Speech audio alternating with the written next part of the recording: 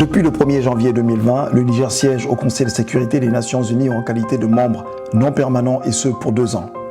Sous la supervision du président de la République, son Excellence M. Issoufou Mahamadou et la conduite du ministre des Affaires étrangères M. Kalla Ankaraou, la mission permanente du Niger à l'ONU dirigée par le dynamique ambassadeur M. Abdou Abari accomplit un travail remarquable et hautement apprécié au niveau du Conseil de sécurité. L'ambassadeur Abari a présidé avec brio et professionnalisme les travaux du Conseil tout au long du mois de septembre en qualité de président du Conseil de sécurité. Durant cette présidence du Niger au Conseil de sécurité, toutes les questions d'intérêt africain et les thématiques chères à la diplomatie de notre pays ont été défendues et promues avec détermination et conviction par le Niger, par la voix de l'ambassadeur Abdou Abari, représentant permanent du Niger et en même temps président du Conseil de sécurité de l'ONU. Ce film retrace les 9 mois de la présence du Niger au sein de cette grande instance onusienne. Tout au long du film, vous aurez les témoignages des experts qui défendent les intérêts de notre pays, le Niger. Les intérêts sous-régionaux et africains au sein du groupe des A3+1. Le Niger au Conseil de sécurité des Nations Unies pour la 2e fois compte marquer son passage d'une encre indélébile. En effet, le Niger annonce déjà les couleurs en faisant, de son fait, adopter plusieurs résolutions. Une déclaration présidentielle à l'initiative du Niger et du Royaume de Belgique dans le cadre plus large de la protection des enfants dans les conflits armés et appelle à des efforts hardis pour remédier aux effets néfastes de ces attaques, au nombre desquels le travail des enfants, le recrutement forcé des enfants par les groupes armés ainsi que le mariage précoce.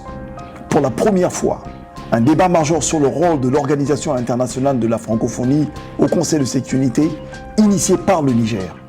Le ministre des Affaires étrangères du Niger a présidé un débat portant sur le maintien de la paix et la sécurité internationale. Et pour couronner tout cela, le jeudi 24 septembre, le Conseil de sécurité a tenu un débat sur la gouvernance mondiale post-Covid-19 par vidéoconférence. Le président du Niger, son Excellence M. Issoufou Mahamadou, a présidé la réunion. Le secrétaire général des Nations Unies, M. Antonio Guterres, le président de la Commission de l'Union africaine, M. Moussa Faki Mahamat, et plusieurs chefs d'État et de gouvernement y ont participé. Cette réunion a été l'un des événements marquants de la présidence du Niger. Il y a eu des débats sur l'aménagement, il y a eu des débats sur le Sahel, il y a eu des débats sur la justice transitionnelle, il y a eu beaucoup de débats déjà. Et le Niger est fort de son expérience, fort de son engagement dans la lutte contre le terrorisme, fort de son engagement dans les appuis multiformes que le président de la République apporte à la vie de nos organisations, la CEDEAO, l'Union africaine, le G5 Sahel. Il est important, il est de la plus haute importance à mon avis, que nous soyons au Conseil de sécurité et pour amplifier ce genre de débat, pour donner le point de vue de l'Afrique, le point de vue du Sahel et le point de vue du Niger. Et ce que j'ai vu et ce que j'ai lu des prestations du Niger, je ne peux que me féliciter. Et je suis très fier des interventions de notre équipe au niveau des débats au Conseil de sécurité. Et je félicite cette équipe-là et je l'encourage à poursuivre dans la même direction et avec le même engagement, le travail qui lui a été confié par les autorités nigériennes. Le Niger a eu le privilège et l'insigne honneur d'en assurer la présidence au mois de septembre dernier. Ça a été un mois assez chargé, non pas seulement que du fait du Conseil de sécurité, mais du fait également des travaux de l'Assemblée générale qui, comme vous le savez, cette année se tiennent dans un contexte particulier. Nous n'avons pas eu la possibilité d'avoir nos collègues de l'administration centrale qui d'habitude viennent nous épauler dans le cadre des travaux de l'Assemblée générale. Et donc l'équipe du Niger a dû se battre sur les 2 fronts, le front du Conseil de sécurité et celui de l'Assemblée générale. C'est du reste ce qui a fait cette heureuse coïncidence que je souhaiterais relever ici. Le 24 en même temps que le président de la République, son Excellence Issoufou Mahamadou, nous faisait l'honneur de présider la réunion de haut niveau sur la gouvernance post-Covid-19. Donc en même temps qu'il présidait le Conseil de sécurité, il prononçait son discours avec 30 minutes de différence à l'Assemblée générale. Ce qui fait que notre pays était partout aux Nations Unies.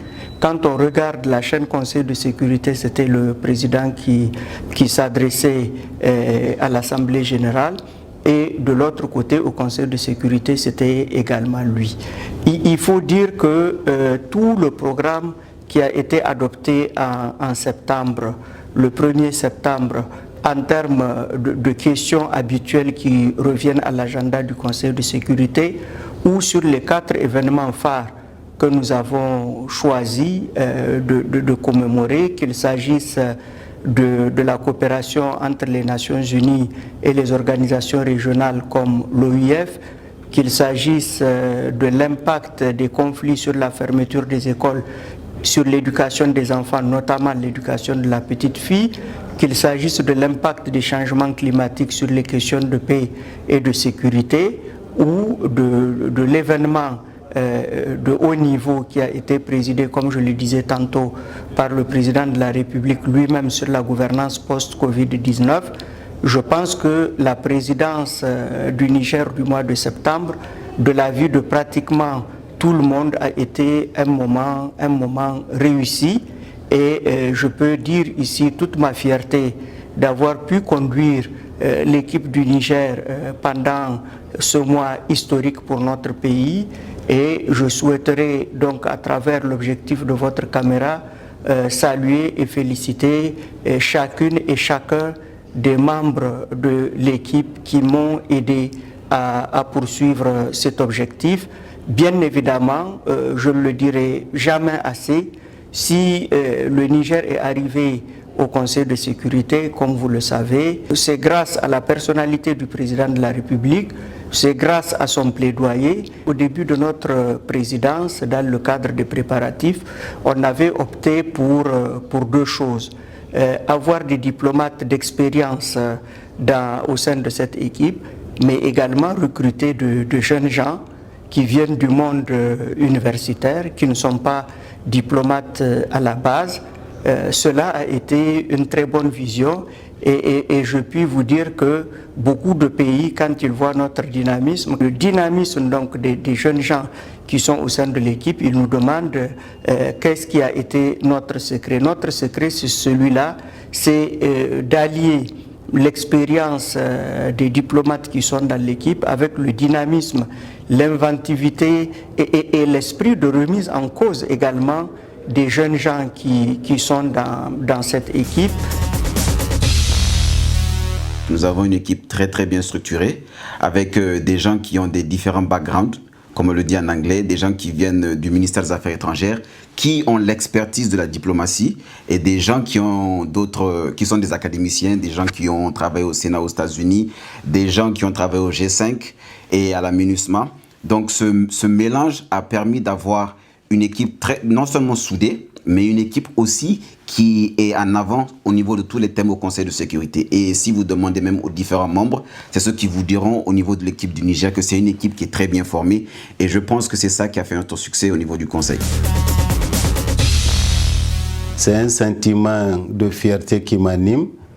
Le Niger a marqué cette présidence par 4 thèmes importants, dont un a été débattu au niveau des chefs d'État et de gouvernement sous la présidence de son Excellence, le président de la République, d'autres au niveau ministériel et des représentants permanents. Cette présidence a été un succès que nous devons aux hautes autorités nigériennes et à la ténacité et l'engagement de l'équipe de New York, à sa tête le représentant permanent. Ce succès est un honneur pour le Niger, un honneur pour la sous-région, un honneur pour toute l'Afrique que le Niger représente au Conseil de sécurité, aux côtés de 2 autres pays, à savoir l'Afrique du Sud et la Tunisie. Je suis en charge des questions européennes. Le dossier Europe au sein du Conseil de sécurité qui englobe les questions relatives à l'Ukraine, au Chypre, au Kosovo, le conflit arménien, pour ne citer que cela. Je peux dire que le bilan, d'un point de vue global, il est très positif dans la mesure où tous les grands événements que notre pays a organisés, que ce soit au niveau présidentiel, ministériel ou ambassadorial, ont eu vraiment un succès très éclatant et de manière générale, les membres du Conseil, individuellement pris, ont eu un retour très positif par rapport à la manière dont le Niger a géré cette présidence et ils nous ont félicités avec éclat. Je tiens tout d'abord à réitérer toute ma reconnaissance à l'endroit du peuple nigérien en général et des autorités en particulier pour la confiance qu'ils ont bien voulu placer à nos modestes personnes en nous confiant cette mission hautement importante pour le pays.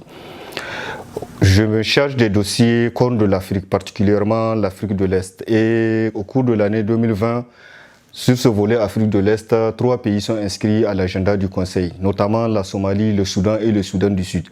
Et c'est important de souligner que ces 3 pays inscrits à l'agenda du Conseil de sécurité partagent plusieurs réalités avec le Niger, dont notamment la question des inondations, la question du Covid-19 qui est aujourd'hui un phénomène planétaire. Et dans le cadre de la réponse à l'appel du secrétaire général, celui consistant à créer les conditions pour que le Covid-19 n'impacte pas négativement sur la paix et la sécurité internationale, le Niger a défendu avec constance toutes les dynamiques régionales, toutes les positions qu'il a eu à défendre dans le cadre de la communauté économique des États de l'Afrique de l'Ouest, la CEDEAO, dans le cadre de la commission du bassin du lac Tchad, dans le cadre de l'autorité du Lutako Gourma ainsi que dans le cadre du G5 Sahel. Et c'est important de souligner que dans le cadre de l'exercice de ce mandat, le Niger ne représente pas que le seul pays Niger. En fait, le Niger représente toute l'Afrique. Et c'est important aussi de relever que dans le cadre de l'exercice de la présidence au mois de septembre, le Niger a reçu les félicitations de tous les 14 autres États membres du Conseil de sécurité, notamment pour l'événement important qu'il a organisé sur la gouvernance mondiale post-Covid-19, qui constitue jusqu'à aujourd'hui une préoccupation importante pour toute la communauté internationale. Et c'est un événement qui a été dirigé par le président de la République, chef de l'État, son Excellence, M. Issoufou Mahamadou. Je suis en charge du dossier iranien, notamment le dossier concernant le nucléaire iranien, le dossier concernant le nucléaire nord-coréen qui est sous la coupe du comité 17-18 du Conseil de sécurité. Je suis aussi en charge des dossiers tels que Haïti, Venezuela, la Colombie qui a aussi fait l'objet d'une résolution qui a été adoptée tout récemment au Conseil de sécurité, la résolution 2545-2020 du Conseil de sécurité pour prolonger le mandat de la mission de vérification des Nations Unies dans ce pays.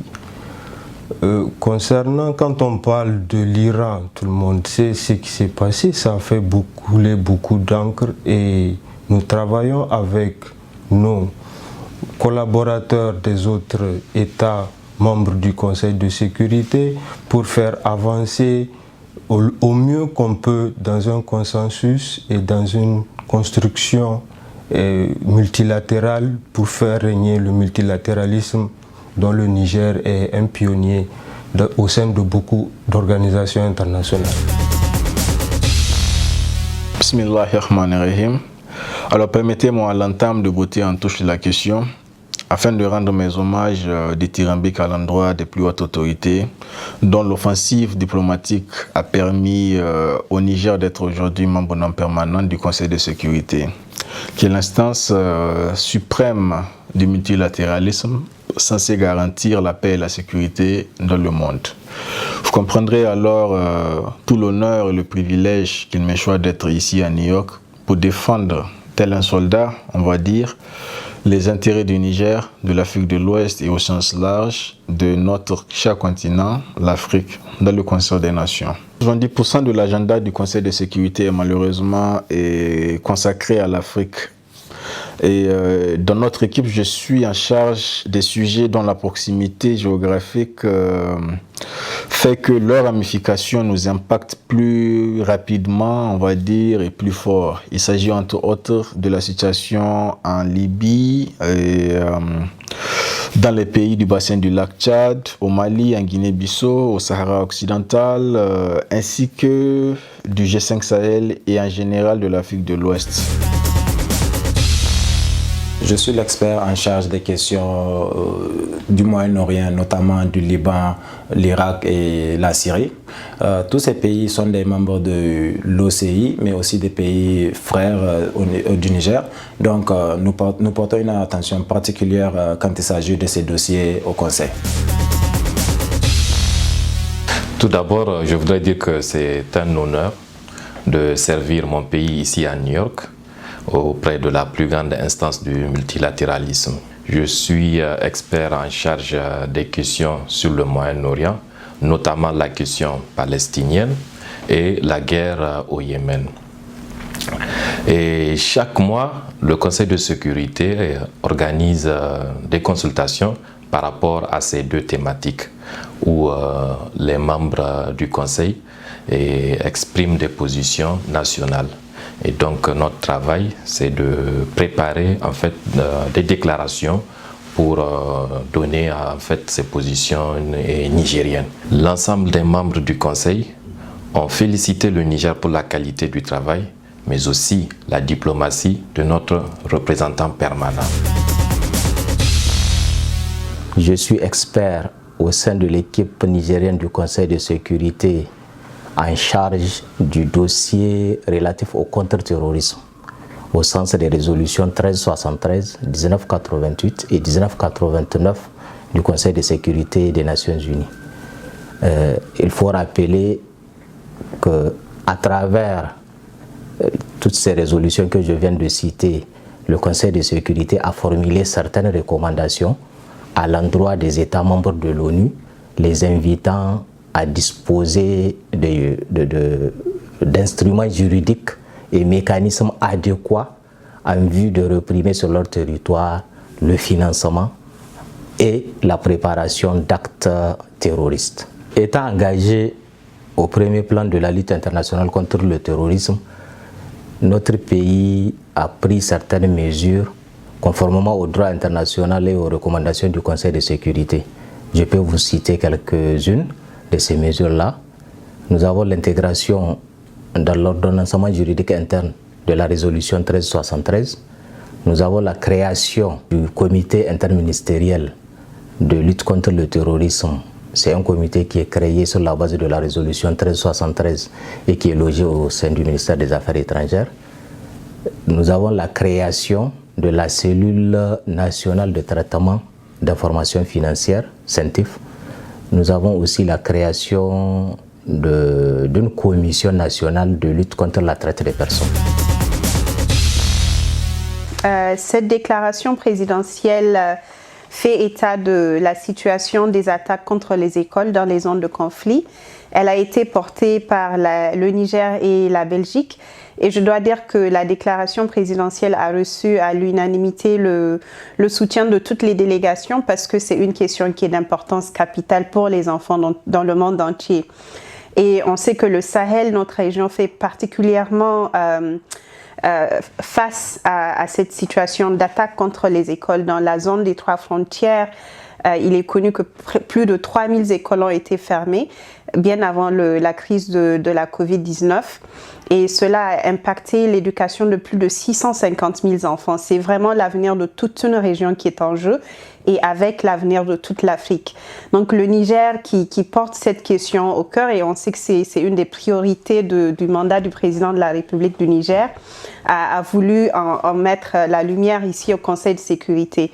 Le Niger a été félicité par les uns et les autres pour cette déclaration présidentielle, que je dois dire historique, dans le sens où elle nous invite à une protection plus accrue des écoles, à la réparation des écoles qui auraient été touchées par ces attaques, notamment dans le Sahel, et surtout à une protection des filles dans leur scolarité. On sait que dans beaucoup de nos régions, les filles font face à des problèmes spécifiques quant à leur accès à l'éducation. Donc le Niger a voulu porter cette question ici au Conseil au plus haut niveau. Aucun pays ne peut se développer sans l'éducation. L'éducation, c'est la base, c'est la clé du succès. Et le Niger en est conscient. Les pays africains en sont conscients. Protéger l'éducation et surtout en temps de conflit, c'est critique, c'est important. Pourquoi? Parce que c'est ces enfants qui ont besoin d'avoir quelque chose à quoi s'accrocher. C'est des enfants qui font face à divers types d'abus et de difficultés tout au long de leur vie, et cette éducation peut leur donner une bouée de sortie. C'est la bouée de sortie pour ces enfants en temps de conflit, et pour le pays, c'est vraiment le secteur sans lequel on ne peut pas décoller. Et je suis consciente, je suis confiante que avec une population ayant accès à une éducation de qualité, et ce, quel qu'en soit le contexte, mais le Niger va décoller, Inch'Allah. Je travaille avec d'autres juristes de l'équipe. Je travaille également avec les autres experts sur les thématiques qui peuvent avoir un certain nombre d'aspects juridiques. Moi, je suis en charge de groupes au niveau du Conseil de sécurité. Le groupe de travail sur les méthodes et autres questions de procédure, présidé par Saint-Vincent et les Grenadines, et le groupe de travail sur les tribunaux pénaux internationaux, présidé par le Vietnam. Il s'agit d'élaborer, d'établir un certain nombre de méthodes concernant l'effectivité, l'efficacité et la transparence des activités du Conseil de sécurité, surtout en cette période de la pandémie de la Covid-19. Pour ce qui est du deuxième groupe, il s'agit du mécanisme résiduel des tribunaux pénaux internationaux, notamment le tribunal pénal international pour l'ex-Yougoslavie et celui pour le Rwanda. Et comme vous le savez, le Niger est désigné aussi pour rédiger le rapport annuel du Conseil de sécurité. Donc je travaille aussi avec une petite équipe dans ce sens, donc pour que nous puissions finaliser ce rapport d'ici décembre 2020.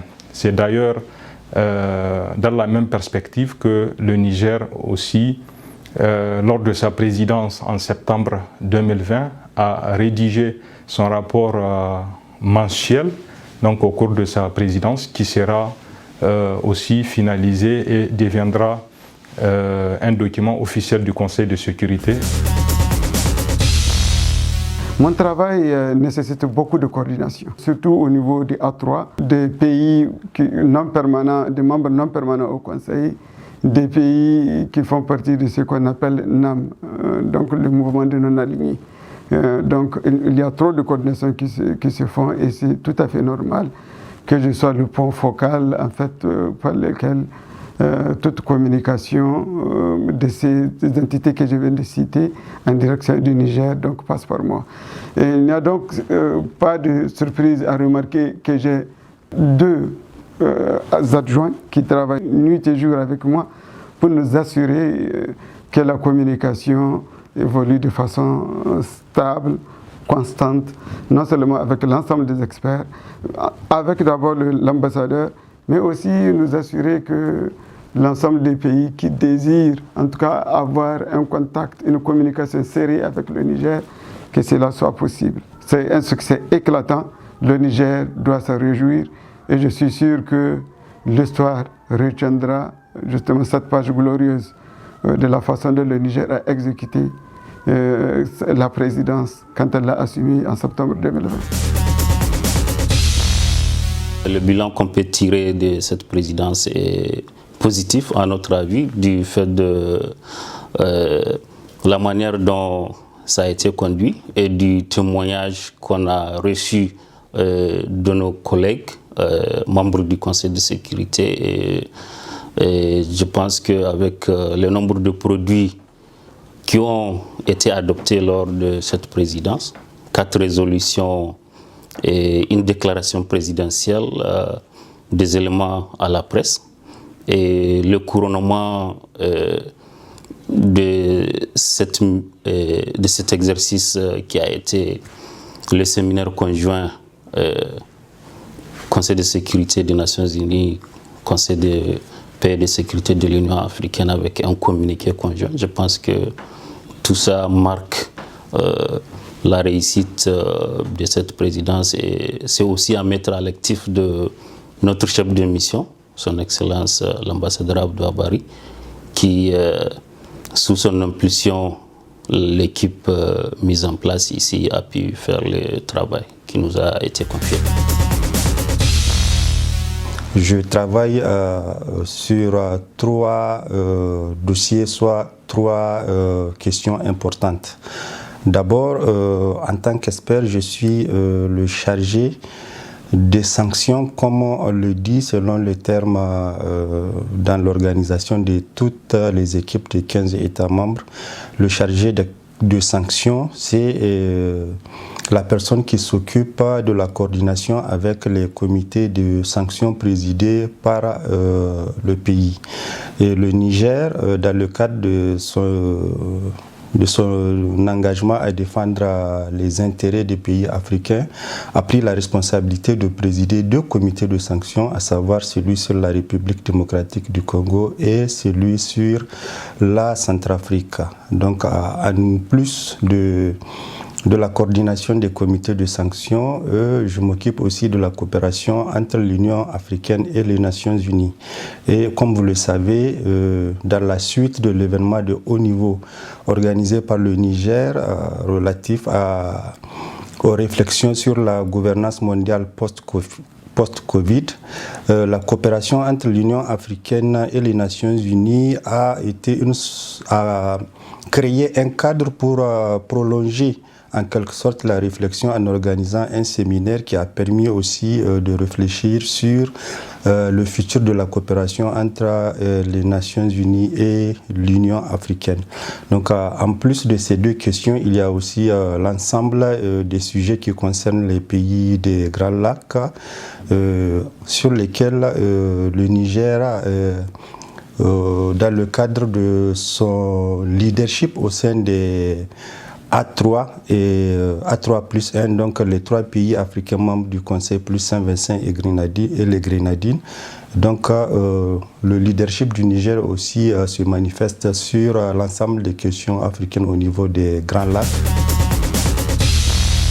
Les opérations de maintien de la paix sont l'un des instruments, sinon l'instrument le plus précieux à la disposition de l'ONU pour la prévention et la gestion des conflits.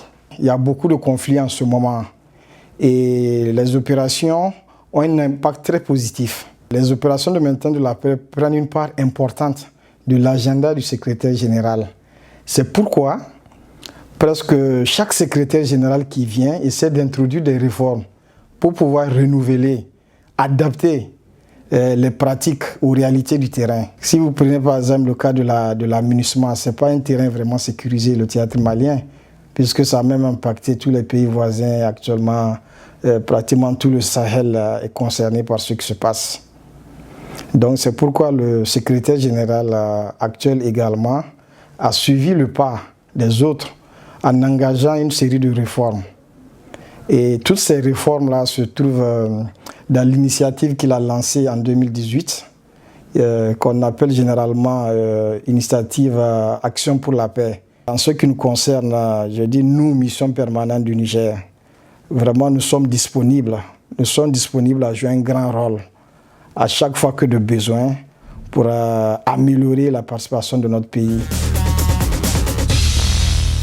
La cellule dont je suis en charge a été vraisemblablement l'une des plus actives, car nous devons tout capturer et suivre pas à pas les travaux du Conseil de sécurité. Nous assistons à tous les débats, publics mais également les débats à huis clos, ce qui facilite notre travail de restitution et d'information. Ensuite, autour de l'ambassadeur, nous le conseillons au mieux que nous pouvons, par rapport à ce qui doit être publié, par rapport à ce qui doit être dit à la presse. Notre travail se fait en temps réel, car le public nous suit et la presse onusienne et américaine également. Je voudrais ici souligner que notre chef direct, l'ambassadeur à Paris, a parfaitement dirigé la présidence du Niger au Conseil de sécurité pendant le mois de septembre, comme l'ont d'ailleurs attesté plusieurs experts dans les couloirs de l'ONU. Nous avons voulu mettre en place un système de communication simple. Notre stratégie de communication à la mission permanente du Niger à New York est un processus visant à choisir et mettre en œuvre les actions requises pour atteindre les objectifs de notre communication. Or, une stratégie bien pensée permet de positionner sa communication au plus juste des besoins et attentes du public visé. C'est bien cela que nous avions mis en place sous le leadership de notre chef, le représentant permanent du Niger à New York, qui, il faut le dire, a tout le mérite. Il était question de suivre un plan de communication bien établi, tout en utilisant les canaux de diffusion du travail de l'équipe. Par exemple, la question de la conception, la création du site web, la page Facebook, la page Twitter et bientôt les pages YouTube et Instagram. Cela permet au public africain et surtout nigérien de suivre et comprendre l'importance de la présidence du Niger au sein de l'instance du Conseil de sécurité de l'ONU. Je souhaiterais sincèrement, à la fin de cette présidence, remercier chacune et chacun d'entre eux pour leur engagement, pour leur mobilisation. Ils ont su témoigner de leur reconnaissance à notre pays, aux autorités de notre pays qui nous ont fait confiance, à chacune et à chacun d'entre eux. Et je pense que c'est vraiment le lieu ici de leur rendre un hommage mérité. En tout cas, en ce qui me concerne, ça a été une très grande fierté de pouvoir conduire un vivier de jeunes et je suis convaincu que avec le dynamisme qu'ils ont montré, avec l'abnégation, avec leur engagement, je peux dire sans risque de me tromper que la relève est assurée. Et l'engagement que je prends aujourd'hui au nom de mon équipe, c'est de pouvoir poursuivre le travail pratiquement jusqu'en décembre 2021. Donc nous allons, grâce à cet élan que nous avons pris en septembre, renouveler d'ardeur, renouveler également d'engagement au profit et au service de notre pays pour que octobre soit aussi intense et soit aussi réussi que septembre et qu'on monte en puissance au fur et à mesure de notre présence au Conseil de sécurité. Plus on gagne en expérience, plus on gagne en notoriété et je pense plus on doit être encouragé à donner le mieux que nous puissions donner parce qu'il s'agit de l'image de notre pays, il s'agit du renom de notre pays, il s'agit de hisser le plus haut que nous puissions le faire, le drapeau de notre pays au sein des concerts des nations. Donc j'en appelle à l'ensemble des membres de mon équipe pour qu'ils se disent qu'un mois de septembre réussi doit nous pousser à faire 2 ans de mandat réussi au sein du Conseil de sécurité.